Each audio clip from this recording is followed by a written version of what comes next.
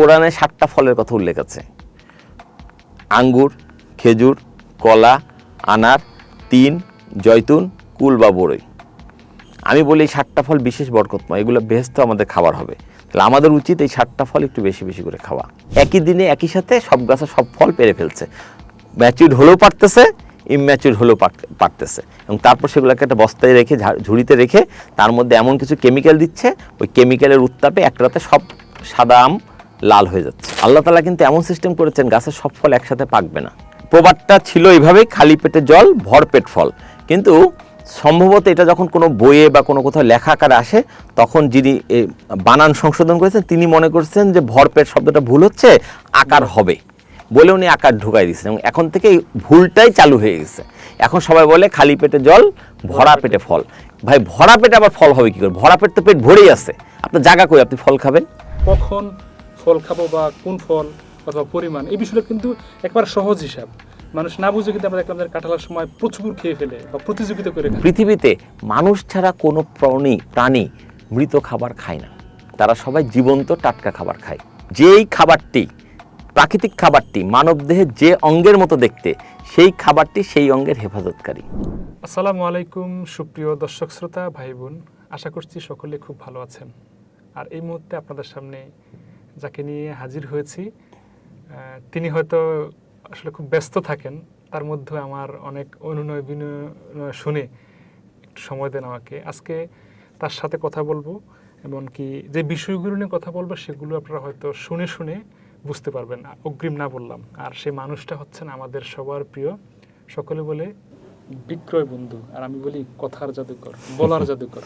তার সাথে কথা বললো আমাদের সবার প্রিয় রাজীব আহমেদ ভাইয়ের সাথে। ভাই আসসালামু আলাইকুম। ওয়ালাইকুম আসসালাম। ভাই কেমন আছেন? বেশ ভালো আছি ভাই, আপনার কাছে যতবার আসি ততবার আমার ভালো লাগে, আজকে আরো বেশি ভালো লাগছে। আলহামদুলিল্লাহ, আমিও খুব আনন্দিত। আজকে একটা ভিন্ন বিষয় নিয়ে কথা বলবো, যদিও এটা নিয়ে আপনি অনেক বলেছেন, আবার একটা পুস্তিকাও বের করছেন, গ্রন্থ। বই মেলাতে গেলে সবচেয়ে বেশি ভালো হবে, মানুষ দেখতে পাবে, পড়তে পারবে। সেটা হচ্ছে ফল ও জল থেরাপি। মানে থেরাপি কথাটা শুনলেই কিন্তু আমরা সকলে আতঙ্কিত হই, পিটিয়ে মেরে ফেলবে, ঝুলাবে, এই করবে সেই করবে, এটাও বলে।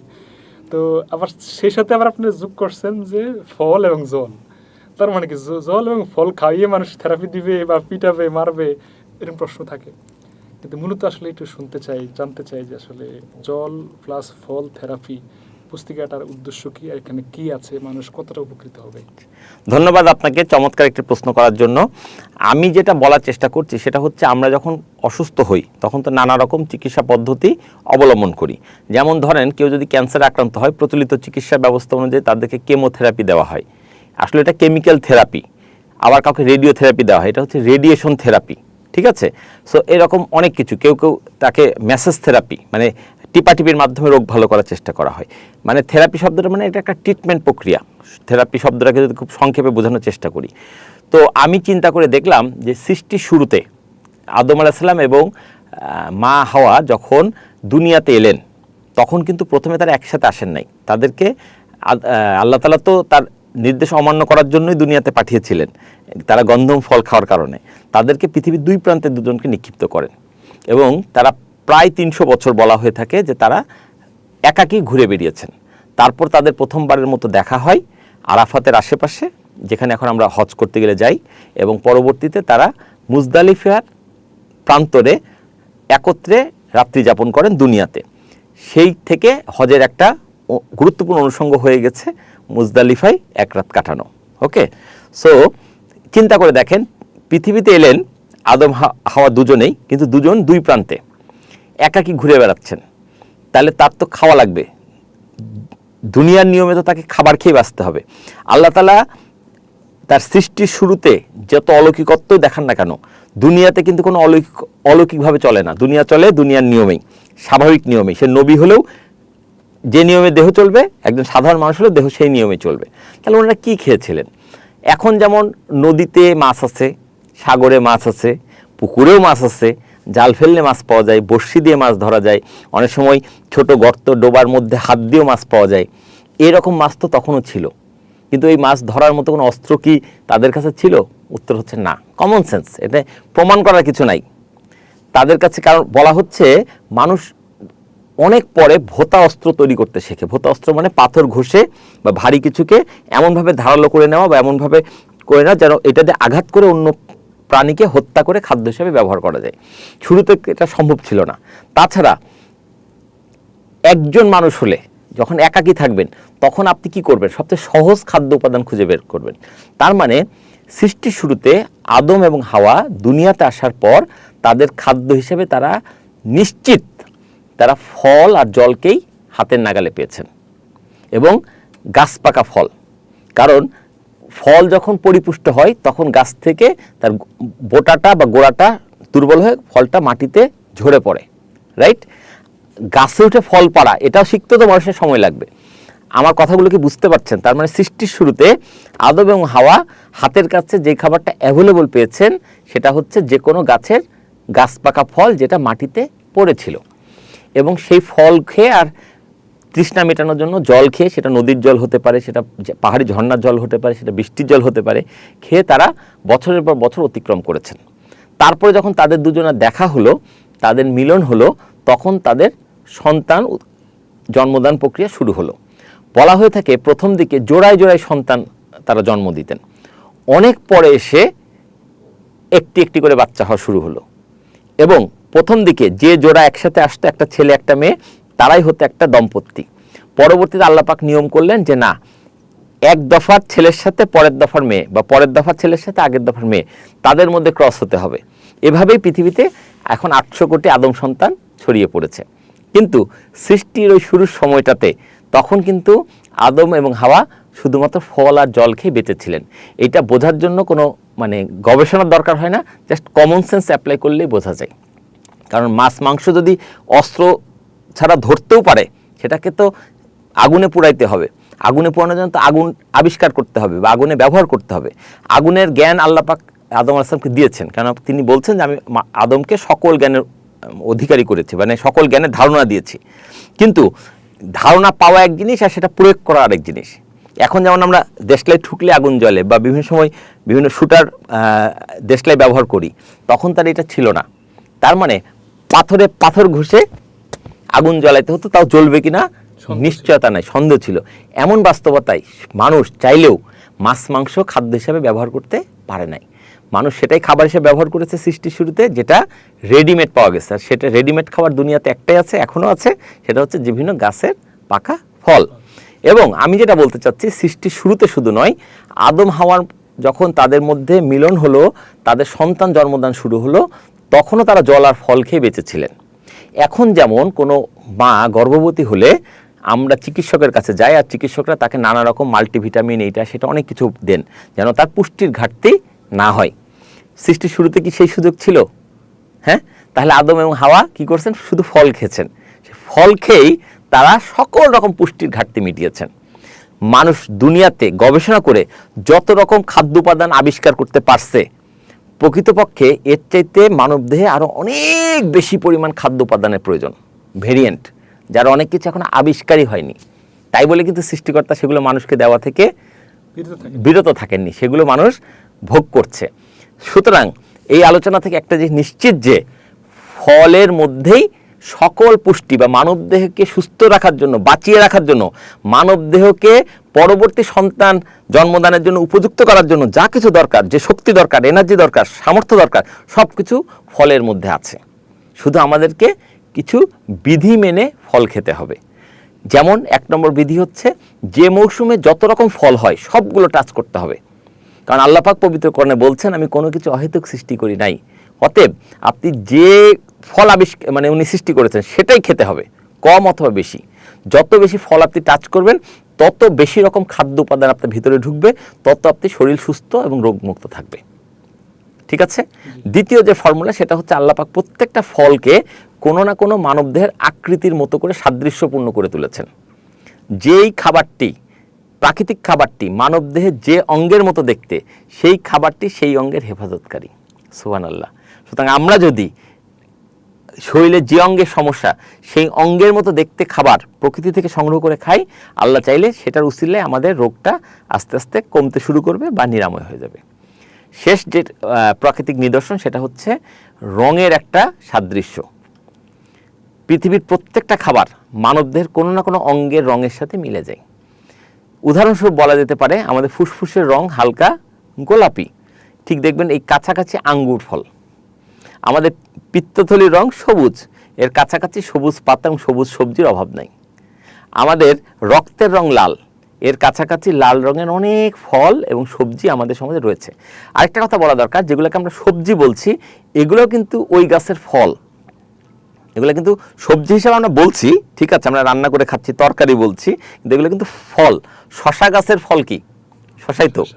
হ্যাঁ, টমেটো গাছের ফল কি? টমেটোই তো। কাঁচা ঝাল গাছের ফল কি? মরিচ। মিষ্টি কুমড়ার ফল কি? মিষ্টি কুমড়াই তো। তার মানে আমরা যেগুলো সবজি বলছি এগুলো কিন্তু ফলের অন্তর্ভুক্ত।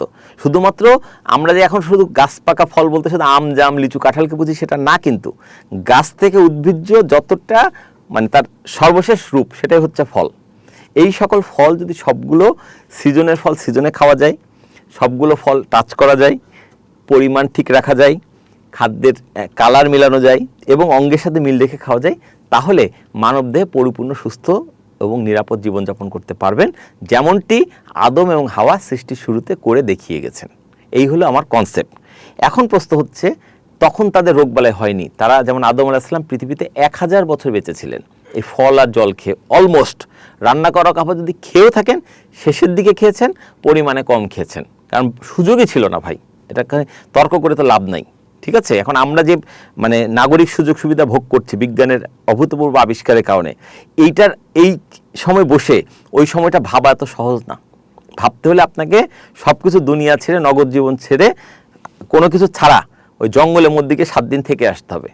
তখন আপনি বুঝতে পারবেন যে আসলে জীবন কত কষ্টের, কত সাধনার, কত স্ট্রাগলময়, ঠিক আছে। এই মানে নগর জীবনে বসে ওই স্ট্রাগল আপনাকে জীবনেও বোঝানো যাবে না। তো যেমনটি বলছিলাম, আদম আলাইহিস সালাম পৃথিবীতে বেঁচে গেছেন 1000 বছর, আর আমরা শুরু থেকে রান্না করা খাবার অভ্যস্ত হয়ে যাচ্ছি। এখন আমরা 60-70 বছর বাঁচতে পারছি না, 40 বছর হতে না হতে শরীরে নানা রকম রোগ। তাহলে আমি দেখতে পাচ্ছি আদম আলাইহিস সালামের সাথে আমাদের পার্থক্যটা হচ্ছে মূল জায়গায় খাদ্যাভ্যাসের। উনি খেতেন প্রাকৃতিক জীবন্ত খাবার, আমরা খাচ্ছি রান্না করা খাবার। ওনার প্রাকৃতিক জীবন্ত খাবার ওনাকে 1000 বছর বাঁচিয়ে রাখলেও আমাদের রান্না করা খাবার আমাদেরকে 70 বছর পর্যন্ত বাঁচতে দিচ্ছে না। এবার আপনি কমন সেন্স দিয়ে বলেন, তাহলে কোনটা ঠিক? অবশ্যই প্রাকৃতিক। অবশ্যই প্রাকৃতিক খাবার ঠিক। এবং যীশু খ্রিস্ট, ঈসা আলাইহিস সালাম, তিনি তার শিষ্যদেরকে বলেছিলেন, তিনি কিন্তু অনেক জ্ঞানের কথা বলতেন সৃষ্টিকর্তার ইশারায়। তিনি বলেছিলেন, তোমরা খাবারকে রান্না করে মেরে ফেলো না। অর্থাৎ খাবারকে রান্না করাকে উনি হত্যা করা, খাবারকে হত্যা করার সাথে তুলনা করেছেন। আপনি খুব সহজ চিন্তা করে দেখেন, একটা ছোলার দানা, তাকে যদি আপনি পানির মধ্যে আজকে রাখেন, 8 ঘন্টা পর পানি থেকে তুলে একটা ভেজা স্যাঁতস্যাঁতে পরিবেশে একটু আলো বাতাসের মধ্যে রেখে দেন, একদিন পরে অঙ্কুরিত হবে, রাইট? তার মানে কি, এর মধ্যে একটা প্রাণ শক্তি আছে। এটা যখন আপনি জীবন্ত খাবেন, তখন আপনার ভেতরে ওই প্রাণ শক্তিটাই ট্রান্সফার হবে। কিন্তু এই ছোলাটাকে যদি আপনি সিদ্ধ করে ফেলেন, মারা যাবে। সিদ্ধ অবস্থাতেই তো তার ভিতরে শক্তি কমে গেল। এখন আপনি বলেন, কাঁচা ছোলা আপনার শরীরে বেশি উপকার করবে না সিদ্ধ ছোলা বেশি উপকার করবে? ডেফিনেটলি। আচ্ছা, কাঁচা ছোলা থেকে সিদ্ধ ছোলা তাও এক ধাপ। সিদ্ধ ছোলাকে যদি এবার বিভিন্ন মশলা দিয়ে কষায়া, বাগার দিয়া, বিভিন্ন কথিত ভোজ্য তেল দিয়ে একেবারে রসালো করে তোলেন খাবারটাকে, দেখতে হেভি সুন্দর লাগবে, খাইতে মুখে মজা লাগবে, কিন্তু আসল সত্য হচ্ছে ওটা হচ্ছে মৃত খাবার, পাশাপাশি ক্ষতিকর। ক্ষতিকর মানে কি, জীবন্ত খাবার পুরোটাই মানুষের উপকার করে, অর্ধমৃত খাবার ক্ষেত্র বিশেষে উপকারী করে, অন্তত ক্ষতির কারণ হয় না। আর মৃত খাবার পুরোটাই ক্ষতির কারণ। পৃথিবীতে মানুষ ছাড়া কোনো প্রাণী মৃত খাবার খায় না, তারা সবাই জীবন্ত টাটকা খাবার খায়। আপনি লক্ষ্য করে দেখেন, সুন্দরবনের বাঘ সেই হরিণটাকেই খায় যেটার পিছনে সে অনেকক্ষণ ছুটে বেড়ায়। যদি কোনো হরিণ অসুস্থ হয়ে, দুর্বল হয়ে বাঘের পাশেও বসে থাকে, বাঘ তাকে কখনোই হত্যাও করবে না, খাদ্য হিসেবে গ্রহণ করবে না। এটাই দুনিয়ার নিয়ম। বাঘ সেটাকেই ধরবে যেটা সবচেয়ে বেশি তাজা, যেটা সবচেয়ে বেশি দৌড়াচ্ছে। এক পর্যায়ে সে বাঘ জিতে যাবে, এটাই প্রকৃতির নিয়ম। কিন্তু আলটিমেটলি অসুস্থ, রুগ্ন কাউকে বাঘ বা অন্য কোনো মানে হিংস্র প্রাণী কখনো গ্রহণ করবে না খাদ্য হিসাবে। আর মানুষ কি করে, সবসময় সবচেয়ে খারাপটা অসুস্থতা, সেটাকে, একটা গরু অসুস্থ হয়ে গেছে, কাল বাদে পরশুদিন মারা যাবে, তাড়াতাড়ি ওটা জবাই করে মাংস করে বেঁচে ফেলো। আল্লাহ পাক তো পরিষ্কার বলছে কুরবানির পশু হতে হবে সবচেয়ে বেশি নিখুঁত। কেন বলছেন? উনি বলতে পারতেন না যে তোমাদের শরীরে যত, তোমাদের সমাজে বা আশেপাশে যত গৃহপালিত দুর্বল পশু আছে সবগুলোকে কুরবানি করে ফেলাও? কোথায় কথা বলা আছে? কি বলা আছে? সবচেয়ে নিখুঁত, সবচেয়ে সুন্দর, সবচেয়ে তাজা পশুটাকে তুমি আল্লাহর রাস্তায় কুরবানি করো, রাইট? তাহলে এখান থেকে বুঝতে হবে যে যেহেতু এটা মানুষের খাবার হিসেবে ব্যবহৃত হবে, অতএব সেরাটাই মানুষের খাবার। আর মানুষ বোকার মতো সেরাটা না খেয়ে সবচেয়ে দুর্বল জিনিসটা, সবচেয়ে অসুস্থ জিনিসটাকে খাচ্ছে। আপনাকে আমি আরেকটা উদাহরণ দিয়ে বলি। দেখেন, একসময় গ্রামের নানি দাদিরা প্রত্যেকের বাড়িতে শখের হাঁস মুরগি পালতেন। হ্যাঁ, ওই একই বাড়িতে গরু ছাগল পালা হতো। সকালবেলা মুরগিগুলোকে খাঁচা থেকে বের করে দিলে তারা সারাদিন নিজের মতো করে চড়ে বেড়াইতো। হয়তো একটু খাবার দিল কি দিল না, দিল না দিল, মুরগিরা চলে বেড়াচ্ছে। সন্ধ্যার সময় সে খাঁচার মধ্যে ধরা দিত। তখন তার মুঠোফোন ছিল না। ওই বাড়ির জামাই ফোন করে আসার কোনো সুযোগ ছিল না যে আমি আসবো। হঠাৎ করে দুপুরবেলা বাড়িতে এসে হাজির, হঠাৎ করে মানে তার নির্ধারিত পরিকল্পনা অনুযায়ী, কোনো খবর ছাড়া। তখন ওই বাড়ির মুরব্বীরা তাড়াহুড়া করতো যে জামাইয়ের সামনে কি করে মুরগি দেওয়া যায়। আহারে, জামাই আসবে জানলে আজকে 2টা মুরগি খাঁচায় আটকায় রাখতাম, জবাই করে দিতে পারতাম। এখন তো মুরগি সব ছাইড়া দিছি। তখন যেটা করা হয়, গ্রামের সব পোলাপানকে লাগাই দেওয়া হয়, যেটা পারি ধরে নিয়ে আয়, একটা মুরগি লাগবেই। কিন্তু গ্রামের সব পোলাপান দৌড়ায় একটা মুরগি ধরতে পারে না। শেষমেশ জাল দিয়ে মুরগিটাকে আটকায়া জোর করে তাকে জবাই করে তখন তাকে খাদ্য হিসেবে পরিবেশন করা হতো। আর এখন দেখবেন এই যে বাজারে যে ব্রয়লার মুরগির দোকান, খাঁচার ভিতরে না, খাঁচার উপরে 2টা মুরগিরে বসায় রাখছে, তার উপরে একটা মুরগি জবাই করতেছে, সেটা দেখে ওই মুরগি অথর্ব, শক্তি নাই, বুঝতে পারছে না কি ঘটছে। এই মুরগি আপনি যত দাম দিয়ে খাওয়ান আপনার আদরের সন্তানকে, এটা খাওয়ার পর আপনার বাচ্চা কি হবে? সহজ কথায় বুদ্ধি প্রতিবন্ধী হবে, বিকলাঙ্গ হয়ে যেতে পারে। কেন? কারণ এই মুরগিটাই তো ঠিক নাই। যে মুরগি নিজেই দৌড়াইতে পারে না, সে আপনার বাচ্চাকে দৌড় শিখাবে কিভাবে? এই জিনিসটা আমাদের বাবা মাদেরকে বুঝতে হবে। আমার আরেকটা কথা আছে যে এখন মুরগিগুলোর উপর আমরা যে পরিমাণ অত্যাচার করি, যদি মুরগির মানসিক স্বাস্থ্য পরীক্ষা করার কোনো ব্যবস্থা থাকতো তাহলে আপনি দেখতেন প্রত্যেকটা মুরগি পাগল। খালি এটা প্রমাণ করা যাচ্ছে না, কারণ এর কোনো পরীক্ষা করার উপায় নাই। আমি কি বোঝাতে পারছি? এখন বলেন, পাগল মুরগি খাওয়ায় আপনার সন্তান কি হবে? সেম পাগলই হবে, সেটাই, এবং সেটাই ঘটতেছে। যাই হোক, মূল কথায় ফেরত যাই। যদি কোনো মানুষ জল আর ফল দিয়ে তার জীবন অতিবাহিত করতে পারে, তাহলে এই গ্যারান্টি দেওয়া যেতে পারে জীবনে তার কোনো রোগ বালাই হবে না। আর যদি রোগ বালাই হয়েও যায়, তারপরে কেউ যদি রান্না করা খাবারকে বয়কট করে আবার সে আগের নিয়মে ফেরত যাওয়া শুরু করে, আমি শুধু জল আর ফল খেয়ে বেঁচে থাকার চেষ্টা করি, তাহলে সে কিছুদিনের মধ্যে যত জটিল রোগ হোক সেখান থেকে বের হয়ে আসতে পারবে। কিন্তু তার জন্য কঠোর মনোভাব লাগবে, সাধনা লাগবে, ত্যাগ লাগবে। যদি কেউ পারে, অবশ্যই ফল আর জল দিয়ে সকল রোগের চিকিৎসা করা সম্ভব। কারণ এগুলার মেডিসিনাল, এই ফুডগুলো হচ্ছে মেডিসিনাল ফুড, এবং এগুলোর কারিগর হচ্ছে স্বয়ং সৃষ্টিকর্তা। মানুষের তৈরি ঔষধ কখনো মানুষকে রোগমুক্ত করতে পারবে না। যদি পারে সেটা হচ্ছে আল্লাহ তৈরি ঔষধ, আর আল্লাহ তৈরি ঔষধ হচ্ছে ফল। একটা কথাই আছে এরকম, খাদ্য যদি পথ্য হয় রোগ তখন দূরে রয়। অতএব আপনি ফলকে আপনার খাদ্য উপাদান বানান, রান্না করা খাবার বয়কট করুন। আপনি গৃহপালিত যে সকল পশু পাখিকে ভুল খাবার খাইয়ে পাগল বানিয়ে ফেলা হচ্ছে সেগুলোকে বয়কট করুন, তাহলে আপনিও সুস্থ এবং নিরাপদ জীবনযাপন করতে পারবেন। আমি আমার সদ্য প্রকাশিত জল যোগ ফল থেরাপি বইতে এই কথাগুলি বলার চেষ্টা করেছি। আচ্ছা, এখন জল এবং ফল থেরাপিতে মানে তথাকথিত হাসপাতালের একটা শব্দ ব্যবহার করলেন, থেরাপি। এটা নিয়ে মানুষ অনেক সময় আতঙ্কিত আছে যে ফল আবার জল দিয়ে কি করবে, এটার একটা ব্যাখ্যা। তো থেরাপি তো ওই যে বললাম যে এটা তো চিকিৎসা উপাদান হিসেবে ব্যবহার হবে, ঠিক আছে। সো ফল আর জলই একমাত্র মানে উপায় যেটা দিয়ে আপনি আপনার রোগ থেকে বেরিয়ে আসতে পারবেন। সো প্রচলিত মানুষ যেভাবে বোঝে, যেমন ধরেন যেগুলো হচ্ছে আমরা প্রচলিত ধারা বাণিজ্যিক চিকিৎসকদের কাছে গেলে তারা প্রেসক্রিপশনে যেগুলো লেখে এগুলোকে আমরা কি বলি সাধারণ ভাষায় ঔষধ।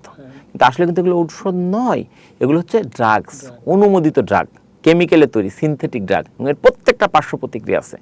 কিন্তু বলতে বলতে বলতে বলতে এই কেমিক্যালের তৈরি সিনথেটিক ড্রাগকে আমরা ঔষধ বলতে বলতে এটা এখন ঔষধ নামে পরিচিত হয়ে গেছে। এখন যদি কোনো মানুষের সামনে গিয়ে বলেন এই ড্রাগগুলো খেয়েও, সে বুঝতে পারবে না কথাগুলো। ফলে প্রচলিত ভুলটাকেই আপনাকে মানে পুঁজি করে প্রকৃত সত্যটা তুলে ধরতে হবে।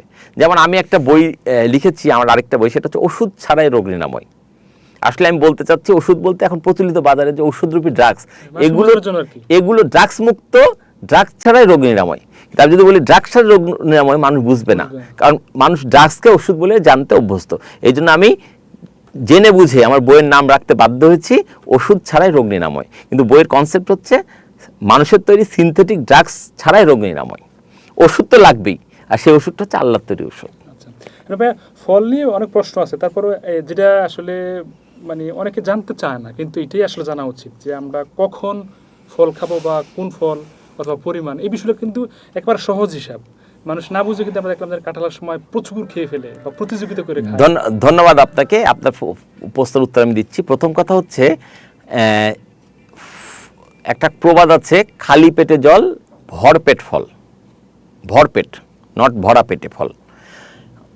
প্রবাদটা ছিল এইভাবেই, খালি পেটে জল ভরপেট ফল। কিন্তু সম্ভবত এটা যখন কোনো বইয়ে বা কোনো কোথাও লেখা আকারে আসে, তখন যিনি বানান সংশোধন করেছেন তিনি মনে করছেন যে ভরপেট শব্দটা ভুল হচ্ছে, আকার হবে বলে উনি আকার ঢুকাই দিচ্ছেন, এবং এখন থেকে এই ভুলটাই চালু হয়ে গেছে। এখন সবাই বলে খালি পেটে জল ভরা পেটে ফল। ভাই ভরা পেটে আবার ফল হবে কি করে? ভরা পেট তো পেট ভরেই আছে, আপনার জায়গা কই আপনি ফল খাবেন? যদি কিছু খালি থাকে সেটা তো পানির জন্য খালি আছে, বাতাসের জন্য খালি আছে। আপনি দুপুরে গলা পর্যন্ত খাইছেন, এরপর আপনি ফল খাওয়ার জায়গাটা কই বললে তো হবে না। প্রবাদটা যে ভুল এটা নিশ্চিত। তাহলে সঠিক প্রবাদ কি? খালি পেটে জল ভরপেট ফল। তার মানে যখন পেট খালি থাকবে তখন জল খেতে হবে, পানি খেতে হবে, আর যখন ফল খাবেন তখন ফল খেয়ে মোটামুটি পেট ভরে ফেলতে পারেন। তার মানে এই নয় যে একদম উদরপূর্তি করে খেতে হবে, কিন্তু মোটামুটি যাতে খানো সমস্যা নেই, কারণ ফল খুব দ্রুত হজম হয়ে যায়। আপনি যে ফলই খান না কেন সেই ফল মোটামুটি মানে 20-30-40 মিনিটের মধ্যেই হজমের কাজটা অলমোস্ট শেষ হয়ে যায়। যেখানে একটা মাংস খেলে হয়তো সেটা 3 দিনেও হজম নাও হতে পারে, ঠিক আছে? তো আমাদের এই সব ক্ষেত্রে ফল একটু বেশি খেলেও ওটা একদিকে আপনি খাচ্ছেন, আরেকদিকে ফলটা ডাইজেস্ট হওয়া শুরু হচ্ছে। সো আলটিমেটলি ভরপেট ফল, এই জন্যই কথাটা এসছে। এবার আসেন আরও কিছু নিয়ম ফলো করতে হবে, যেমন টক ফল আর মিষ্টি ফল একসাথে খাওয়া যাবে না। আচ্ছা। কারণ টক ফল হজম হতে এক ধরনের হজমি রস লাগে, মিষ্টি ফল হজম হতে আরেক ধরনের রস লাগে। টক আর মিষ্টি ফল উচিত হচ্ছে আলাদা সময় খাওয়া। তবে কোনো কারণে যদি দুটি একসাথে খাওয়ার প্রয়োজন হয়ও, মাঝে অন্তত 20 মিনিটের বিরতি দিয়ে নেবেন। আচ্ছা, এটাও বুঝলাম যে টক ফল আর মিষ্টি ফল একসাথে খাওয়া যাবে না, বিরতি দিয়ে খেতে হবে। এখন ধরা যাক আপনি বিরতি দিয়ে খাবেন, কিন্তু আপনার সামনে এক বাটি টক ফলও আছে, এক বাটি মিষ্টি ফলও আছে, কোনটা আগে কোনটা পরে? এটা একটা প্রশ্ন হতে পারে। উত্তর হচ্ছে সবসময় টক ফল আগে, মিষ্টি ফল পরে। কাছাকাছি খাওয়া যাবে না, গ্যাপ রাখতে হবে, আর গ্যাপে রাখারও ক্ষেত্রে টক ফল আগে খেয়ে নিতে হবে। এটা শরীরের ভিতরে ক্লিনজিংয়ের কাজ করবে, পরিষ্কার করার কাজ করবে। আর মিষ্টি ফল শরীরে নানা রকম পুষ্টি, ভিটামিন বা আদার্স শক্তিগুলো যোগাবে। তো প্রথম কাজ হচ্ছে ভিতরটা পরিষ্কার করা, দ্বিতীয় কাজ হচ্ছে ভিতরে নতুন কিছু ঢোকানো। আর আপনি যদি উল্টায় ফেলেন, মিষ্টি ফল আগে ঢোকান, তা কোষ তো খালি নেই, কোষ তো ভরা আছে, তাহলে এই মিষ্টি ফলটা খেলেও তো এটা কাজে লাগবে না। এই জন্য সবসময় টক ফল আগে, মিষ্টি ফল পরে। আরেকটা জিনিস বোঝানো আছে, সেটা হচ্ছে রাসূলুল্লাহ সাল্লাল্লাহু আলাইহি সাল্লাম কখনোই তার সারা জীবনে একই সঙ্গে, একই সময়, একই বসাতে 3 রকমের বেশি ফল খান, মানে খাবারই খান নাই, সে রান্না হোক আর ফল হোক। তো এখান থেকে আমাদের একটা মেসেজ যে আমাদেরকে সব মানে পাওয়ারফুল খাবার একসাথে খাওয়া যাবে না। রাসূলুল্লাহ সাল্লাল্লাহু আলাইহি সাল্লাম তার জীবনে কখনোই আঙ্গুর এবং খেজুর একসাথে খান নাই। দুটোই কিন্তু ওনার প্রিয় খাবারের তালিকায়, দুটোই কিন্তু ভালো খাবার, দুটোই খুবই গুরুত্বপূর্ণ খাবার, দুটোই কোরআনিক ফুড, মানে কোরআনে এই দুটো খাবারের কথা উল্লেখ আছে। বলা হচ্ছে বেহেশতে এই দুটো খাবার মানুষের খাবার হিসাবে মানে দেওয়া হবে, পরিবেশন করা হবে। বুঝেন ব্যাপারটা? তাহলে রাসূলুল্লাহ তো আঙ্গুর আর কলা খেজুর একসাথে পেলে খাওয়ার কথা, কিন্তু না, উনি যখন খেজুর খেয়েছেন তখন আঙ্গুর খাননি, যখন আঙ্গুর খেয়েছেন তখন খেজুর খাননি। আর রাসূলুল্লাহর প্রত্যেকটা কাজ কার নির্দেশে? আল্লাহর নির্দেশে। আল্লাহ তাকে দিয়ে সেটাই করাবেন যেটা মানুষের জন্য শিক্ষণীয় হয়ে থাকবে। উনি খাননি মানে আমাদেরও খাওয়ানো উচিত। কিন্তু আমরা অনেক সময় দেখবেন আঙ্গুর আর খেজুর পাশাপাশি খাই, এটা উচিত না, এটা আলাদা আলাদা সময় খেতে হবে। আরেকটা জিনিস বলার আছে, সেটা হচ্ছে কিছু ফল আছে মানে হজম করতে একটু কষ্ট হয়, মানে খাবার এত পাওয়ারফুল বা এত গরম, যেটা শরীর হজম করতে পারে না কারো কারো ক্ষেত্রে, পারলে একটু কষ্ট হয়, যেমন কাঁঠাল। এই ধরনের খাবারগুলো খেতে হবে সকাল থেকে দুপুরে সূর্য মধ্য গগনে পৌঁছানোর মধ্যে, 12টার আগে। 12টার আগে। এরপরে খাওয়া যাবে না, বা খেলেও সেটা সন্ধ্যার আগে তো বটেই। সন্ধ্যার পরে শুধু ফল কেন, কোনো খাবারই খাওয়া যাবে না। সূর্যাস্তের পরে খাওয়া বন্ধ। পৃথিবীতে যারা দিনে খায় তারা রাতে খায় না, যারা রাতে খায় তারা দিনে খায় না। মানুষই একমাত্র প্রাণী দিনেও খায় রাতেও খায়, এবং মানুষের শরীরে অসুখ বিসুখ বাসা বাঁধে। সো প্রথম কথা, ফল খেতে হবে দিবাভাগে, মানে দিনের মধ্যে, সূর্যোদয় থেকে সূর্যাস্তের মধ্যে, এবং টক ফলগুলো আগে খেতে হবে। এবং যে খাবারগুলো একটু গম্ভীর, একটু ভারী, যেটা খেলে একটু হজম হবে কি হবে একটু মানে কষ্ট হয় শরীরের, সেগুলোকে সূর্য মধ্য গগনে পৌঁছানোর আগে খেয়ে শেষ করে ফেলতে হবে, পরে খাওয়া যাবে না। আচ্ছা, আপনার কথা হচ্ছে তাহলে তো টক ফল যেটা আগে বলছেন, তার মানে সকালে নাস্তাটা টক ফল থাকাটা খুব ভালো। টক ফল জাতীয় জিনিসপত্র থাকতে পারে, ঠিক আছে। আর ধরেন আপনি 10টা-11টার দিকে তখন আপনি মিষ্টি ফল খেতে পারেন। ইভেন দুপুরে আপনি হিসাবে, লাঞ্চ হিসাবে বা দুপুরে খাবার হিসাবে আপনি বিভিন্ন ফল ব্যবহার করতে পারেন। যেমন আমের সময় আমের রসের সাথে ছাতু মিশিয়ে খাওয়া যেতে পারে, দই চিরা কলা খাওয়া যেতে পারে, এই জিনিসগুলো করা যেতে পারে। দই খেলে অবশ্যই টক দই খেতে হবে, ঠিক আছে। তাহলে আমাদের শরীরের জন্য সঠিক মানে খাদ্য পুষ্টি এনশোর হবে। আমরা এখন চলি কিসে জানেন, পুষ্টিবিজ্ঞানীরা আমাদেরকে বিভিন্ন বলেছে মানুষের মূল খাদ্য উপাদান শর্করা, প্রোটিন, আমিষ, উমুক উমুক উমুক, ভিটামিন, মাল্টিভিটামিন, ফাইবারই, ঠিক আছে। ধরলাম ওনারা 7 রকম মূল খাবার বলছেন। জেনে রাখবেন পুষ্টিবিদরা আবিষ্কার করতে পারেন না এমন মূল খাবারটা 70টা রয়ে গেছে। কিয়ামত এসে যাবে তবে 70টা খাবার হয়তো আবিষ্কার করা যাবে না মূল খাবার, ঠিক আছে। সো আমি বিজ্ঞানের গবেষণাকে ছোট করে দেখছি না, আমি বলছি মানুষ যেটা বুঝে সেটুকুই তো বলে, কিন্তু মানুষের বোঝার বাইরে অনেক কিছু রয়ে গেছে। এগুলো হয়তো ভবিষ্যতে আবিষ্কার হতেও পারে অথবা নাও হতে পারে, কিন্তু তাই বলে আল্লাহ পাক এটা বলছেন না যে অমুক জিনিসটা তুমি যেহেতু আবিষ্কার করতে পারো নাই অতএব তোমাকে আমি দেওয়া থেকে বঞ্চিত করবো। এটা কিন্তু আল্লাহ পাক করছেন না। আল্লাহ পাক আপনি বোঝেন আর না বোঝেন, আপনার শরীরে যা প্রয়োজন ঠিকই কোনো না কোনো উসিল্লা দিয়ে আপনার সামনে সেটা হাজির করে দিচ্ছে। সুতরাং আমাদেরকে ফলের মানে সিজন বুঝতে হবে, কালার বুঝতে হবে, সাইজ বুঝতে হবে, পরিমাণ বুঝতে হবে, এবং টক ফল মিষ্টি ফলের বিষয়গুলো বুঝতে হবে। আরেকটা জিনিস বলা দরকার, সেটা হচ্ছে যথাসময় গাছ পাকা ফল খাবেন। একটা মানুষের গর্ভবতী মহিলার বাচ্চা কখন বেরিয়ে আসে, প্রসব বেদনা কখন শুরু হয়, যখন মায়ের পেটের মধ্যে তার গঠন প্রক্রিয়া চূড়ান্ত হয়। একটা ফল যখন সর্বোচ্চ মানে ম্যাচুর হয় তখনই সেটা গাছ থেকে ঝরে পড়ে। সুতরাং যত পারেন গাছ পাকা ফল খাবেন। আল্লাহ তাআলা কিন্তু এমন সিস্টেম করেছেন গাছের সব ফল একসাথে পাকবে না, ফেজ বাই ফেজ পাকবে, পর্যায়ক্রমে পাকবে। এটা উদ্দেশ্য যে সব ফল তো একবার মাস খেয়ে শেষ করে ফেলতে পারবে না, আস্তে আস্তে পাকবে, মাস আস্তে আস্তে পারবে বা আস্তে আস্তে তলায় পড়বে, মানুষ খাবে। কিন্তু মানুষ কি করে এখন, সো কল্ড একটা শব্দ আবিষ্কার করেছে, হারভেস্টিং। একই দিনে একই সাথে সব গাছের সব ফল পেরে ফেলছে, ম্যাচিউর হলেও পারতেছে, ইমম্যাচিউর হলেও পারতেছে, এবং তারপর সেগুলোকে একটা বস্তায় রেখে ঝুড়িতে রেখে তার মধ্যে এমন কিছু কেমিক্যাল দিচ্ছে, ওই কেমিক্যালের উত্তাপে এক রাতে সব সাদা আম লাল হয়ে যাচ্ছে। এটাকে তো মানে সুস্বাস্থ্য চর্চা বলে না, এটা তো সঠিক খাদ্যাভ্যাস না। আল্লাহর তৈরি ভালো খাবারগুলোকে আমরা এসব করে নষ্ট করে ফেলছি। খাবারের পুষ্টিগুণ মানে আপনি বোঝেন, একটা বাচ্চা আপনি এইভাবে চিন্তা করেন, মায়ের পেটে 8 মাস হয়েছে, 9 মাস এখনো পুরা হয়নি, তাহলে কি তার গঠন প্রক্রিয়া সম্পন্ন হয়েছে? এখন আপনার মনে হচ্ছে আমি আজকে আমার বাচ্চাকে দেখতে চাই, মায়ের পেটে এমন কিছু পুশ করলেন, সে বাচ্চাটা বেরিয়ে আসলো। এই বাচ্চা কি আসলে আপনি বলতে পারেন এটা কি ম্যাচিউর বাচ্চা? না।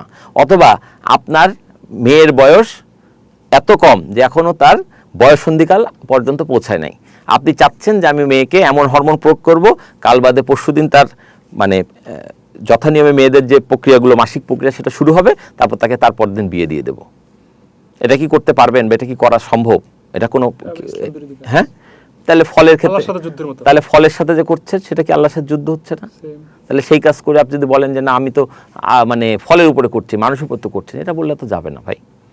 এটা বুঝতে হবে, এটা মানে জিনিসগুলো আমরা আল্লাহর সিস্টেম যেভাবে আছে, যেমন দেখেন একটা কথা বলি, অ্যাভোকাডো ফল, এটা ফুল থেকে ফল হইয়া পরিপুষ্ট হতে ঠিক 9 মাস সময় লাগে, যতদিন মায়ের গর্ভে একটা সন্তান থাকে। এর আগে এই ফল যদি আপনি পারেন খান, সেটা খেতে পারবে না তা বলছে না, বাট এটা পরিপুষ্ট হবে না। এবং এই জন্য বলা হয় যে অ্যাভোকাডো ফল মেয়েদের জন্য শারীরিক সুস্থতার জন্য গুরুত্বপূর্ণ ফল। আবার কিছু ফল আছে যেই ফলের মধ্যে বিচি বেশি, যেমন ডুমুর, এটা পুরুষের জন্য ভালো খাবার। কাঁঠাল তো বিচি বেশি, এটা পুরুষের জন্য ভালো খাবার।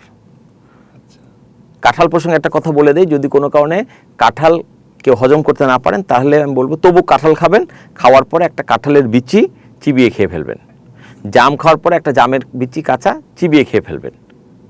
এটা খেতে খুব স্বাদযুক্ত কিছু হবে না, কিন্তু এটাই বাকি কাঁঠালটাকে হজম করার কাজটাকে সহজ করে দেবে।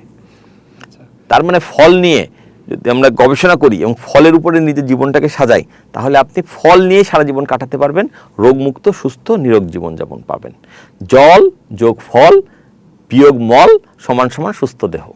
আচ্ছা, এখন একটা সমাজের যে রীতি যদি বলি বা একটা নিয়ম আমরা জানতাম বা এখনো জেনে আসছি, এখনো শহরও এরকম হয়, সেটা হচ্ছে যে রুগী দেখতে গেলে কিংবা বাসায় যদি মেহমান আসে, ওই মেহমানরা মানে একজন দাওয়াত খেতে গেলে সেখানেও শুধু ফল নিতে আর কি, আমরা ছোটবেলায় এটাই দেখতাম।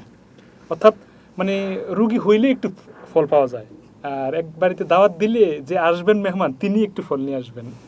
মানে এটা কি আসলে একটা কুসংস্কার নাকি নাকি আসলে সব সময় সব ঘরে সবাই ফল খাওয়া উচিত, যেটা আপনার বই বললেন, একটু ব্যাখ্যা দিবেন আর কি। ধন্যবাদ আপনাকে। আপনি যেটা বলছেন সেটা ফল নিয়ে যেতেন, এখন কি যাই? এখন তো মানুষ নিয়ে যায় হচ্ছে কোল্ড ড্রিঙ্কস, ফাস্ট ফুড, কোমল পানীয়, নিয়ে যায় হচ্ছে মিষ্টি দই, এখন নিয়ে যায় হচ্ছে রসগোল্লা। হ্যাঁ, এগুলো তো ভাই খাবার না। এগুলোর তুলনায় তো ফল অবশ্যই মন্দের ভালো। তবে বাজার থেকে যে ফলটা কিনে নিয়ে যাই, অধিকাংশ ক্ষেত্রে এগুলো হচ্ছে বিষ দিয়ে পাকানো। এগুলো আসলে সেই ফল না। যদি আপনি সত্যিকার অর্থে কাউকে ভালো ফল খাওয়াতে চান, তাহলে সেটা হতে হবে গাছ পাকা ফল এবং নিজের গাছের ফল, যেখানে আপনি নিশ্চিত যে এই ফলটা কোনোভাবেই কোনো বিষের ছোঁয়া পায়নি।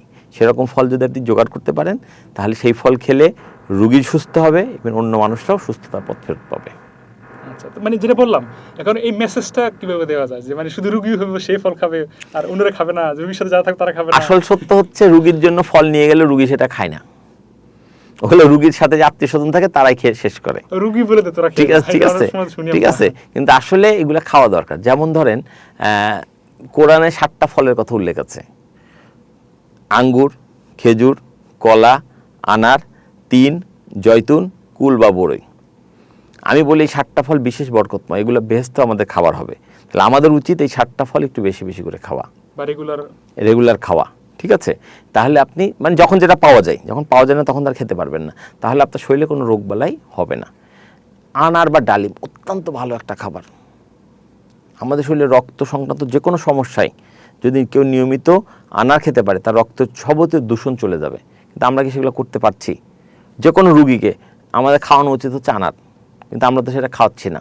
আমরা যখন হাসপাতালে নিয়ে যাচ্ছি, ডাক্তার তাদের ডাইরেক্ট ইঞ্জেকশন দিয়ে তাকে নানা রকম কেমিক্যাল ঢুকাচ্ছে। এটা তো নিয়ম না রে ভাই। ডাইরেক্ট কেমিক্যাল ঢুকানো যদি আল্লাহর সিস্টেম হইতো, তাহলে প্রত্যেকটা মানুষের হাতের মধ্যে আল্লাহ পাক বাই ডিফল্ট ক্যানোলা দিয়ে রাখতো, যে তোমাকে একটা ক্যানোলা ছিদ্র দিলাম, তুমি এখান থেকে ঢুকাই নিও। আল্লাহ কি সেটা দিয়েছেন? প্রশ্ন আসে না। তাহলে আমরা যখন ইঞ্জেকশন ঢুকাচ্ছি, যে উসিলাতে হোক, চিকিৎসার নামে হোক, আর মানে কি বলবো আর প্রতিরোধকমূলক টিকা হোক, এটা তো ভুল হচ্ছে ভাই। মানে আমরা কেউ এগুলো নিয়ে কথা বলছি না যে এটা যে ইসলাম বিরোধী হচ্ছে, শরীয়ত বিরোধী হচ্ছে। ইভেন না চিকিৎসকেরা তো বলছেনই না, তারা তো মানে বিভিন্ন ড্রাগস মাফিয়াদের এজেন্ট হিসেবে কাজ করছেন এক অর্থে। অন্য দিক দিয়ে যারা হচ্ছে আপনার বলার কথা, ইসলামিক চিন্তাবিদ, স্কলার, আলেম, মাওলানা, মুফতি, তারাও বলছেন না এবং তারা এগুলো নিয়ে চিন্তাও করতেছেন না। তারা এগুলো চিন্তা করতে হবে না যে আমাকে দিয়ে যে আমি যে একজন প্রচলিত ধারা ডাক্তারের কাছে যাচ্ছি আমার চিকিৎসার জন্য, ওনারা চিকিৎসা বাবু যে জিনিসটা ব্যবহার করছে এটা কি আদৌ হালাল হচ্ছে কিনা। রাসূলুল্লাহ সাল্লাল্লাহু আলাইহি ওয়াসাল্লাম অসুস্থ হলে চিকিৎসা নিতে বলেছেন, অবশ্যই হালাল বস্তুর দ্বারা। এখন আমরা কি করছি? হাদিসকে সুবিধাবাদী হাদিস বানিয়ে নিয়েছি। চিকিৎসা করতে তো বলাই হয়েছে, আমি তো সেই চিকিৎসাই নিতে যাচ্ছি, কিন্তু কার কাছে যাচ্ছি এবং চিকিৎসার উপাদান হিসেবে তিনি কি ব্যবহার করছে, সেটা কতটুকু হালাল, সেটা শরীরের জন্য কতটুকু গ্রহণযোগ্য, এই চিন্তাগুলি তো আমরা কেউ করছি না। এবং আপনি এখন যে কোনো মুফতি, আলেম, মাওলানা কেউ অনায়াসে তার শরীরে ইঞ্জেকশন ঢুকাই দিতে পারবেন এবং সে মনে করবে যে আমি তো রাসূলুল্লাহ সুন্নত ফলো করছি, অসুস্থ হচ্ছে, আমি চিকিৎসা নিচ্ছি। কিন্তু চিকিৎসা যেটা নিচ্ছ এটা হারাম চিকিৎসা পদ্ধতি, এটাই তো সে বোঝে না, বোঝার চেষ্টা করে না। বোঝে না তা বললে ভুল হবে, বোঝে না বোঝার চেষ্টা করে না, চেষ্টা করলে তা নিতে পারবে না। আর না নিতে পারলে তখন তো সে মনে করে যে আমিও তাহলে বাঁচবো না। এদের তো আল্লাহর উপর ভরসা কম, কিন্তু এদের তো 100% আল্লাহর উপর ভরসা থাকার কথা ছিল। তারাই আমাদেরকে মোটিভেট করবে, কিন্তু তারা নিজেরাই ঠিক নাই। আচ্ছা, আরেকটা বিষয় হলো যে ফলের ক্ষেত্রে দেশি ফল একটা, বিদেশি ফল একটা বিষয় আছে। ওই যে একটা কথা আছে যে আপনি যেখানে বসবাস করছেন, আপনার দরকারি ফলগুলো, মানে ফল না, আপনার দরকারি খাদ্য উপাদানগুলো আপনার 20 মাইলের মধ্যে দেওয়া আছে। তাহলে আপনি বলেন, আপনি বাংলাদেশে বসবাস করছেন, নাতিশীতোষ্ণ অঞ্চল, এখানে কি আপনার পেয়ারা দরকার নাকি শীত প্রধান দেশের আপেল দরকার? অবশ্যই পেয়ারা। অবশ্যই পেয়ারা দরকার। এবং খুঁজে দেখেন পেয়ারার পুষ্টিগুণ আপেলের চেয়ে অনেক গুণ বেশি। আমরা যদি শুধুমাত্র যে এলাকায় বসবাস করি সে এলাকার ফলমূল খাই, তাহলে আমরা সুস্থ হতে থাকতে পারবো। আমাদের নাড়ি যেখানে পোতা আছে, নাড়ি মানে মায়ের পেট থেকে যখন আমরা আলাদা হই তখন একটা নাড়ির অংশ থেকে যায়, পরবর্তী নাভির পরে এই অংশটা পরে শুকিয়ে যায়, তবে এটাকে নানি দাদিরা পুঁতে রাখতো। যেখানে পুঁতে রেখেছে সেই নানির বাড়ি বা দাদির বাড়ির পিছনে সেই জায়গাতে যে গাছগুলো আছে সেই গাছের ফল ওই ব্যক্তির জন্য মহা ঔষধ।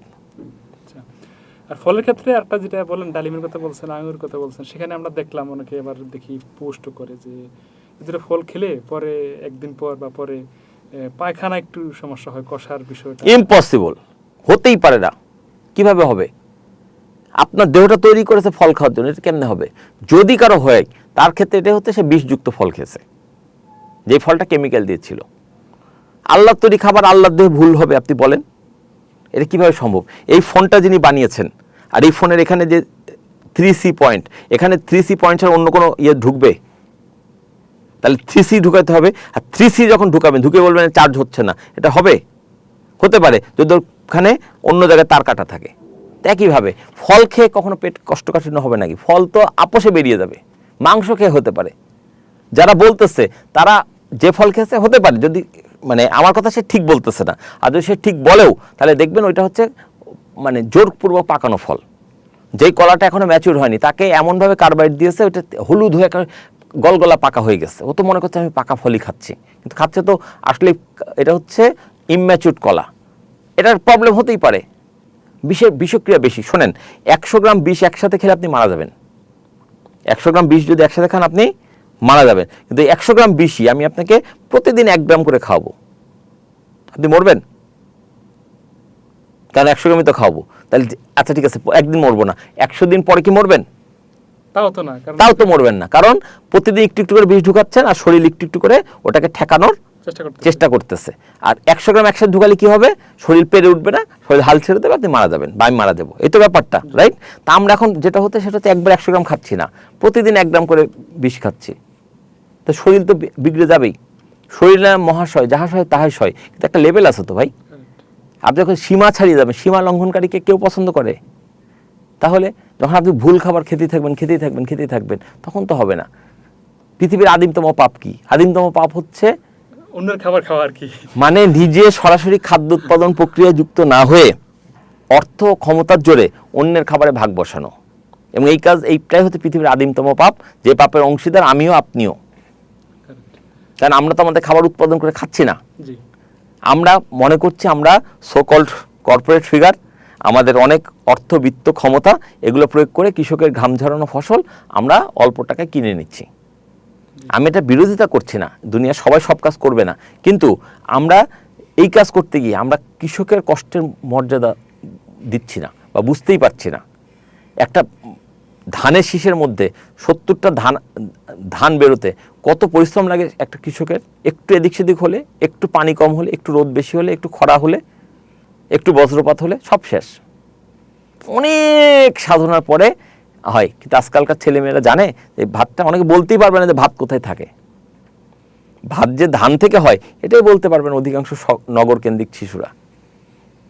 আচ্ছা, আর আরেকটা বিষয় যে মানে একটু জানতে চাওয়া, 3টা আপনার থেরাপির বিষয়ে যদি বলেন, তার মানে 3টা আপনার কাছ থেকে জানবে। একটা হচ্ছে ডাব, রসুন বা আমলকি, এই 3টা 3 ধাঁচের ফল বা সবজি বলে না কেন, এগুলো নিয়ে একটু বিস্তারিত বলবো, একটু বলবেন? আচ্ছা, প্রথম কথা আসেন আমলকি।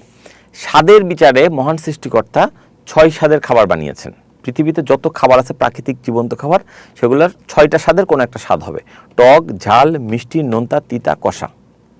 টক, ঝাল, মিষ্টি, নোনতা, তিতা, কষা বা কষ্টা। টক ফল যেমন ধরেন লেবু, যেমন ধরেন মালটা, যেমন ধরেন তেঁতুল, যেমন ধরেন কুল বা বড়ই যখন কাঁচা থাকে, যেমন ধরেন কাঁচা আম।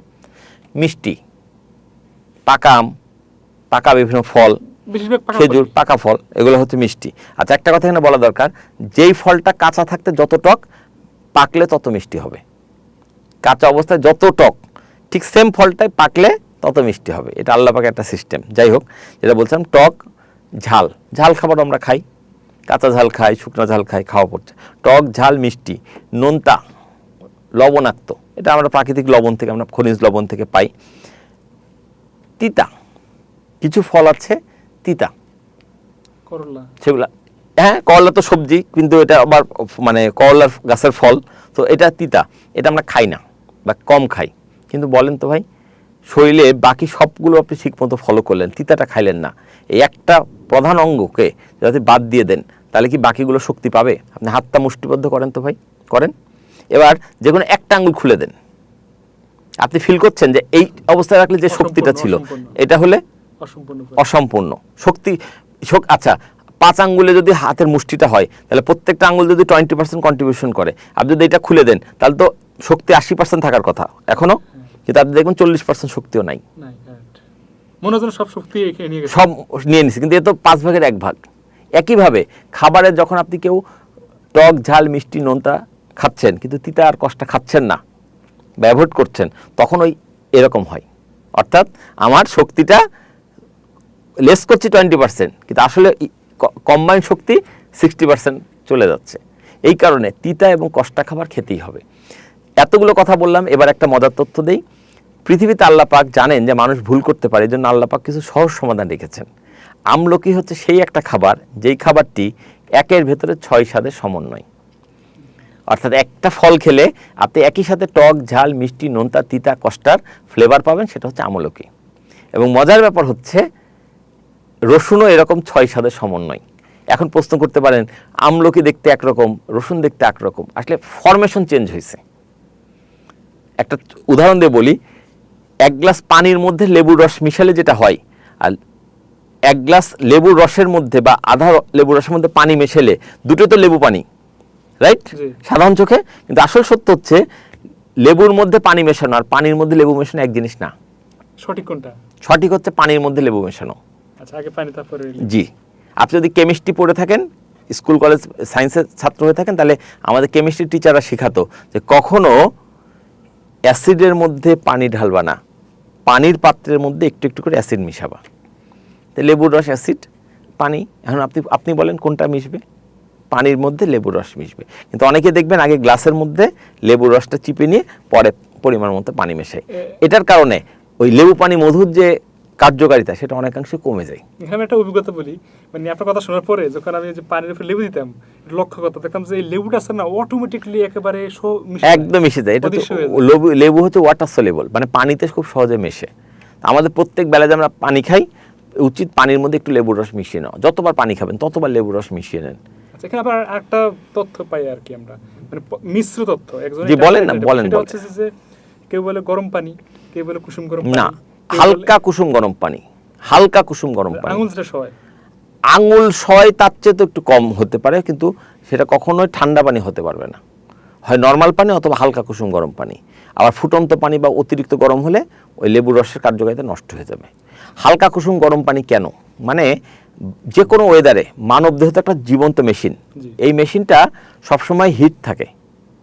সো আপনি একটু গরম পানি দিলে শরীরের তাপমাত্রার সাথে লেবুর রসটা অ্যাডজাস্টমেন্টটা সহজ হয়। ডাবের কথা বলছিলাম, রইল বাকি ডাব। এটা তো একটা মানে মহা কুদরতি ফল। আমি যে কথাটা এখন বলবো, জানি না এটা বলার কারণে ডাব ব্যবসারা খুশি হবে আর মানুষ অখুশি হবে, তারপর বলি, একটা ডাবের দাম যদি 1000 টাকাও হয়, তবু প্রত্যেকটা মানুষের উচিত প্রতিদিন একটা করে ডাব খাওয়া। প্রতিদিন সাধ্য এবং সামর্থ্য থাকলে। আবার বলছি, একটা ডাবের দাম যদি 1000 টাকাও হয়, তবু প্রত্যেকটা মানুষের উচিত প্রতিদিন একটা করে ডাব খাওয়া। এক ডাব খেয়ে আপনি অসংখ্য সমস্যার সমাধান করে ফেলতে পারবেন। জানা অজানা যত রকম খাদ্য উপাদান আছে সব কিছুর মানে তরল ফরম্যাট হচ্ছে ডাব। একটা ডাব আপনাকে অসংখ্য রোগ বালাই থেকে বাঁচাতে পারে, আপনার দেহের মধ্যে ফিল্টারিং করতে পারে। এবং এই যে আমরা অনেক সময়, আমি তো আগে বিরোধিতা করলাম যে ডাক্তাররা স্যালাইন ঢুকাচ্ছে রোগের মধ্যে, এটা ভুল হচ্ছে। যদি ডাইরেক্ট কিছু ঢোকাতেই হয়, ঢোকানো উচিত না, যদি ঢোকাতেই হয় খাদ্য উপাদান হিসাবে, শক্তি হিসাবে, তাহলে কচি ডাবের পানি হতে পারে সর্বোত্তম। তাহলে বলছেন এটা কত পাওয়ারফুল একটা খাবার। এবার আসি নারকেল। ডাব পাকলে কি হয়? নারকেল হয়। নারকেলের তেল তো মেডিসিনাল ফুড। ক্যান্সার রোগীদেরকে বলা হয় প্রতিদিন নারকেল তেল খাও, তোমার ক্যান্সার ভালো হয়ে যাবে। আচ্ছা, এই নারকেল তেল কোথায় থাকে? নারকেলের মধ্যে থাকে। ক্যান্সার, নারকেল তেল খেলেই যদি ক্যান্সার ভালো হয়, তাহলে আমি যদি আস্ত নারকেলটাই চিবিয়ে খাই, আরো বেশি ভালো হয়। আরও বেশি ভালো হওয়ার কথা। তার মানে আমি বলি প্রত্যেক মানুষের উচিত প্রত্যেকদিন একটুখানি নারকেলের কুড়ো, মানে কুচি করে খাওয়া, ডাবের শ্বাস খাওয়া অথবা নারকেলের কুচি খাওয়া। যারা মানে রান্না করে খান, আমি যদিও রান্না করে খাওয়ার বিরোধিতা করি, কিন্তু যারা রান্না করে খান, রান্নায় কী ব্যবহার করেন? কথিত ভোজ্য তেল, বাজার থেকে কেনা। এগুলো আসলে তেল না, এগুলো প্লাস্টিক। এগুলা মানুষের শরীরে গ্যাস্ট্রিক থেকে শুরু করে অ্যাসিডিটি থেকে শুরু করে ক্যান্সার পর্যন্ত কারণ। যদি তেল খেতেই হয় আলগা তেল, তাহলে নারকেল তেল খান। আর নারকেল তেল খেতে গেলে তো নারকেল তেল প্রসেস করতে আমাদের কোনো দরকার নেই। প্রতিদিন সকালে নারকেল একটু কুড়ে নেবেন, ওই নারকেলের কুচি দিয়ে আপনি রান্না করেন, একসাথে খাবার টেস্টিও হবে, আবার সঠিক তেলটাও আপনি পেলেন। আচ্ছা, এখানে আবার ডাব নিয়ে একটা প্রশ্ন করে অনেকে। প্রশ্ন বলতে এটা বিভিন্ন ডাক্তাররাই বলে জি বলেন। যে অতিরিক্ত খেলে বা নিয়মিত খেলে কিডনিতে প্রবলেম হতে পারে। আমি তো কোনো কিছু অতিরিক্ত খাওয়ার কথা বলছি না, আমি তো বারবারই বলছি আপনি সব কিছু খান, পরিমিত খান। রাসূলুল্লাহর হাদিস তো এই ক্ষেত্রে আছেই যে তোমার পাকস্থলীকে 3 ভাগ করো, 1 ভাগ পানি, 1 ভাগ খাবার, 1 ভাগ খালি রাখো। আচ্ছা, তার মানে একটা হলেই যথেষ্ট। এনাফ। সামর্থ্য না থাকলে 2 দিনে একটা, আরও সামর্থ্যের ঘাটতি থাকলে 3 দিনে একটা, প্রয়োজনে 7 দিনে একটা, তাও যদি না হয় 15 দিনে একটা, মাসে অন্তত একটা খান। কিন্তু সেটা না করে যখন আমরা অন্যান্য ভেজাল খাবার খাচ্ছি, খোলা খাবার খাচ্ছি, ভাজা পোড়া খাচ্ছি, তখন তো আমাদের রোগের জন্য আমরাই দায়ী। আচ্ছা, এখন একটু রোগে চলে যায়, একটা রোগ নিয়ে কথা বলি। রোগ, এটা তো রোগ না, একটা মেসেজ আর কি শরীরের, যে অতি পরিচিত এবং প্রত্যেক ঘরে ঘরে প্রত্যেকটা মানুষের জীবনে হয়তো কয়েকদিন পর পরে হয়, সেটা হলো জ্বর। আর পাশাপাশি জ্বর বলতে আমরা শুধু নাফা আর প্যারাসিটামল কি বুঝি, মানে আসলে কি জ্বরটা আসলে কি, আর কিভাবে প্রাকৃতিক সিস্টেমে ফল থেরাপির মাধ্যমে ভালো করা যায়? জ্বর কোনো অসুখ নয়, শরীরের অন্য কোনো মানে অস্বাভাবিক অবস্থার একটা সিগন্যাল মাত্র। ঠিক আছে, জি। কোনো না কোনোভাবে শরীরের মধ্যে কোনো একটা অস্বস্তিকর পরিস্থিতি তৈরি হচ্ছে, অথবা কোনো একটা জীবাণু ঢুকেছে, ওইটাকে শেষ করে দেওয়ার জন্য শরীর নিজ দায়িত্বে উত্তপ্ত হচ্ছে। মনে করেন একটা জীবাণু কোনোভাবে আপনার পাকস্থলীর মধ্যে পৌঁছে গেছে, যেটা যাওয়ার কথা না, জি। তখন শরীর করবে কি, জ্বর আসবে। জ্বর আসবে মানে শরীর গরম হবে, গরম হতে হতে এত পরিমাণ হিট হবে যেন ওই পাকস্থলী আরও গরম হবে এবং ভিতরে ওই জীবাণুটা মারা যাবে। তার মানে জ্বর মানে এটা জ্বর মানে এটা হচ্ছে পরিষ্কার হচ্ছে, আপনার জীবাণু পরিষ্কার হচ্ছে। জ্বর মানে এটা আশীর্বাদ। জ্বর মানে আপনার শরীরের রোগ প্রতিরোধ ক্ষমতা ঠিক আছে। কারো যদি 3-6 মাসে 2-1 বার জ্বর আসে, এতে খুশি হওয়ার কারণ আছে যে আমার শরীর এখনও সঠিক আছে, আমার শরীর রোগ প্রতিরোধ করতে সক্ষম। শরীরের মধ্যে রোগ বাসা বেঁধে ফেললে অথচ জ্বর আসতেছে না, তার মানে তার শরীরে ইমিউন সিস্টেম বলে কিছু অবশিষ্ট নাই। জ্বরের সাথে যে আবার অনেক সময় সর্দি, নাকে পানি আসে। আরও ভালো, নাকে পানি দিয়ে জীবাণুটা বের করে দিচ্ছে। নাকে পানি ততক্ষণে বেরোবে যতক্ষণ আপনার শরীরে জীবাণুটা না বেরোচ্ছে। আর যেই মাত্র জীবাণুটা নাকের পানির সাথে বেরিয়ে যাবে, সেটা আপনি চোখে দেখতে, খালি চোখে দেখতে পারেন আর না পারেন, তখনই পানি পড়া বন্ধ হয়ে যাবে। আল্লাহ পাকের সিস্টেম একদম পরিষ্কার, যে কোনোভাবেই বেরোচ্ছে না, তখন ওটাকে পানি দিয়ে হোক অন্যভাবে হোক বের করে ফেলবে। হয় প্রস্রাবের সাথে বেরোবে, অথবা নাক দিয়ে, ওই পথে যদি আগাইতে না পারে এই পথ দিয়ে বেরিয়ে আসবে। এবং আরেকটা মজার ব্যাপার হচ্ছে, আল্লাহ পাক বলছেন যে আমি একটা রাতের জ্বরের বিনিময়ে মানুষকে কি করতে পারি, দোজখের আগুন থেকে বাঁচাতে পারি, বা তার পাপ গুনাহ মাফ করতে পারি। আপনি যখন গুনাহ মাফ চাইবেন, তখন জ্বর আসাটা কি আপনাদের আশীর্বাদ নয়? অবশ্যই। কিন্তু আল্লাহ পাক গুনাহ মাফের উসিলায় আপনাকে জ্বর দিল, ধরলাম কোনো রোগ জীবাণু না, গুনাহ মাফের জন্য আপনি সঙ্গে সঙ্গে ভিতরে একটা প্যারাসিটামল ঢুকাই দিলেন, জ্বরটা বাড়তে দিলেন না, তাহলে কি আপনার জ্বর না উঠলে কি গুনাহ মাফ হবে? তার মানে যত বেশি প্যারাসিটামল খাচ্ছেন, তত বেশি আপনি গুনাহ মাফের সুযোগ থেকে বঞ্চিত হচ্ছেন। যত বেশি প্যারাসিটামল খাচ্ছেন, তত বেশি আপনার ভিতরে থাকা রোগ জীবাণু, যেটাকে শরীর নিজেই মেরে ফেলছিল, ওর কাজও করে নিচ্ছিল, আপনাকে ওর কাজটা করতে দিলেন না। তাহলে কি করব? প্রাকৃতিক চিকিৎসা কি জ্বরের? জ্বর হলে প্রথম কথা, মুখ দিয়ে ভারী খাবার খাওয়া বন্ধ। মুখ দিয়ে ভারী খাবার খাওয়া বন্ধ। কারণ একটা কথা আছে এরকম, রোগাক্রান্ত অবস্থায় খাবার খাওয়া মানে রোগকে খাবার খাওয়ানোর মতো।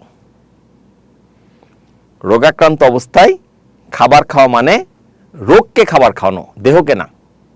এবং এটা আমার কথা না, এটা আধুনিক চিকিৎসা বিজ্ঞানের জনক কি বলে, হিপোক্রেটিসের কথা। তিনি কি করতেন? তার আমলে কি জ্বর হতো না? তিনি যে চিকিৎসা করতেন, জ্বর হওয়া মাত্র রুগী যদি তার কাছে আসতো বা তিনি রুগী পর্যন্ত পৌঁছাতেন, তাহলে রুগীকে বলতেন আপাতত আর কিছু খাবা না, তুমি পরিপূর্ণ বিশ্রামে থাকো, 1 ঘন্টা পর পর বা সারাদিনের মধ্যে কয়েকবার পানির সাথে ভিনেগার মিশিয়ে খাও।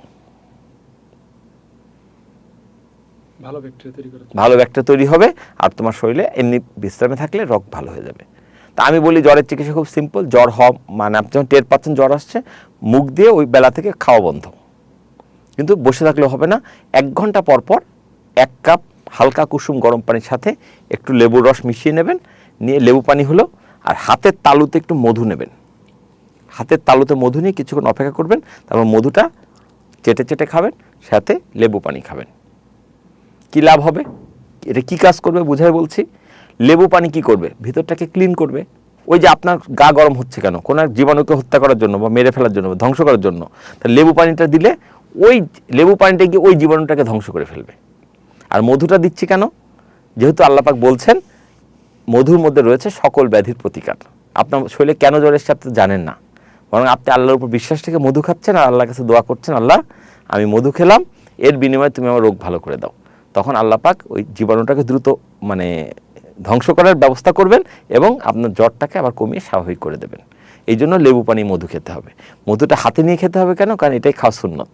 রাসূলুল্লাহ সাল্লাল্লাহু আলাইহি ওয়াসাল্লাম যখনই মধু পান করতেন হাতের তালুতে নিতেন, কিছুক্ষণ অপেক্ষা করতেন, করে মধুটার তাপমাত্রা দেহের তাপমাত্রা এক সমান হতো, তারপরে উনি আস্তে আস্তে চেটে চেটে খেতেন।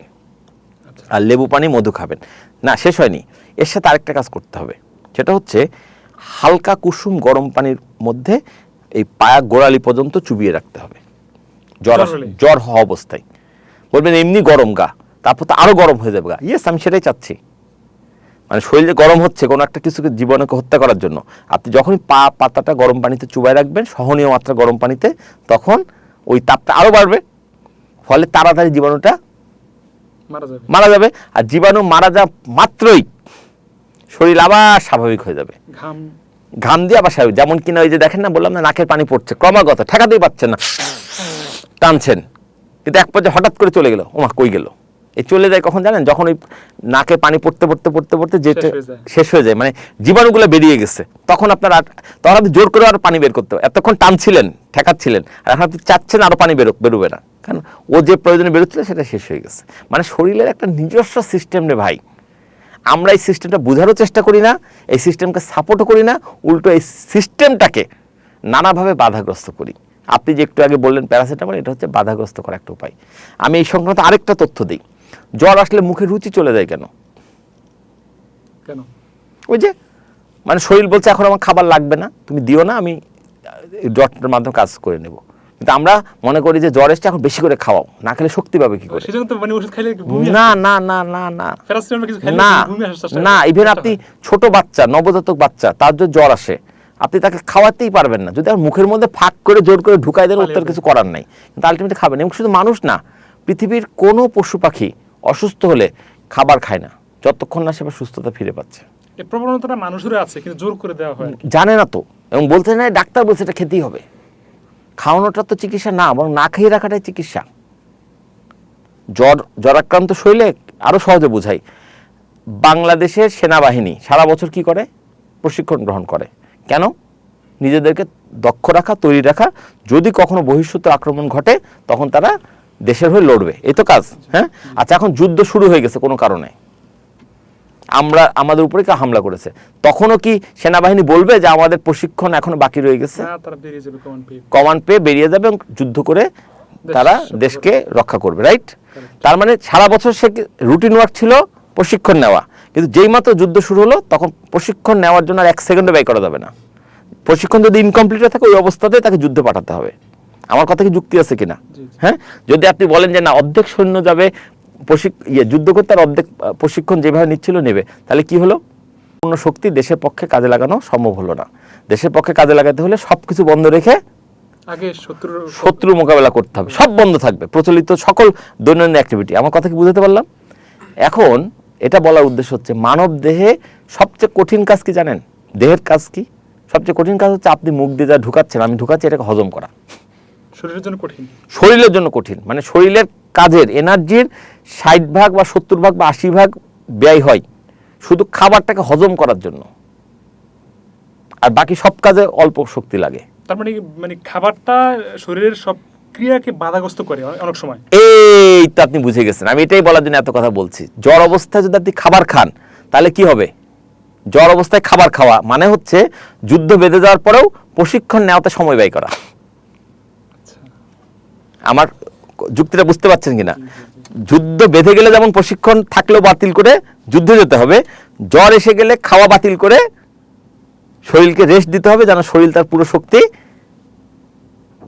জ্বরের বিপক্ষে কাজ করতে পারে। এখন আপনি বলবেন যে ভাই ও তো খাবার না পেলেও শক্তি পাবে কোথায়? উত্তর হলো মানব দেহ খাবারের একটা স্টোরেজ থাকে, শক্তি থাকে। আপনি যদি এখন ভালো খাবার মানে মুখ দিয়ে ভারী খাবার খাওয়া বন্ধ করে দেই, তারপর যে পরিমাণে এনার্জি আমার শরীরে আছে, আমি মোটাই হয়ে আপনি চিকনি হন, অন্তত 20 থেকে 25 দিন বাঁচার মতো শক্তি আছে খাবার ছাড়া। পানি ছাড়া বাঁচতে পারবেন 3 থেকে 7 দিন, আর বাতাস ছাড়া বাঁচতে পারবেন 1.5 মিনিট। ক্লিয়ার? তাহলে আপনার জ্বরের জন্য আমি খাবার খাওয়া বন্ধ করতে বলছি কয়দিনের জন্য? অল্প সময়, যতক্ষণ জ্বরটা ভালো না হচ্ছে, সেটা সর্বোচ্চ 72 ঘন্টা। তা আপনি যদি ওটাও বলেন যে 20 দিন পর্যন্ত না খেয়ে থাকতে পারে একটা মানুষ, তাহলে আপনি 3 দিন ব্যয় করলে আরো 17 দিন আপনার হাতে আছে না? আমি কি আপনাকে একবারও বলছি যে আপনি 20 দিনই না খেয়ে থাকেন? আমি বলছি যে পর্যন্ত জ্বর ভালো না হচ্ছে সেই পর্যন্ত না খেয়ে থাকেন। এবং আমার এই না খেয়ে থাকা ফর্মুলা ফলো করলে আপনার জ্বর 72 ঘন্টা লাগবে না, মেবি 24 ঘন্টার মধ্যে ভালো হয়ে যাবে। আর যদি কোনো কারণে ভালো নাই হয় তাহলে অ্যান্টিবায়োটিক, প্যারাসিটামলের পরের ডোজ কি? অ্যান্টিবায়োটিক। তো ডাক্তারদের কাছে, আমার কাছেও আছে। প্রথম চিকিৎসা হচ্ছে লেবু মধু জল, এই চিকিৎসা দিয়ে জ্বর কমতেছে না, মানে তার মানে এখনো শরীর মানে পেরে উঠতেছে না, খাবার বন্ধ, তাহলে এখনো শরীরকে হাই ডোজ দরকার, অ্যান্টিবায়োটিক দরকার। অ্যান্টিবায়োটিক হচ্ছে কাঁচা হলুদ, কাঁচা হলুদের রস সাথে গোলমরিচ মিশায়া পানির মধ্যে গুলে খেয়ে ফেলেন। আবার সাথে মধু দুধ দিতে বলে না, দুধ খাওয়া, দুধ ডিম মাছ মাংস বন্ধ থাকবে অসুস্থ অবস্থায়। প্রাণিজ প্রোটিন বন্ধ। আমি জল আর ফলের মধ্যে থাকেন।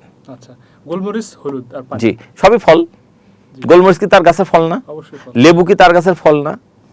ও আচ্ছা, মানে হলুদ, লেবু আর গোলমরিচ। হ্যাঁ। আচ্ছা, না না না, লেবু পানি মধু তো আগে, আর তারপরে যদি আরো জ্বর না কমে, বিশেষ শক্তি দরকার, তাহলে গোলমরিচ হলুদ সাথে একটু মধু দিতে পারেন। জি জি। খেলে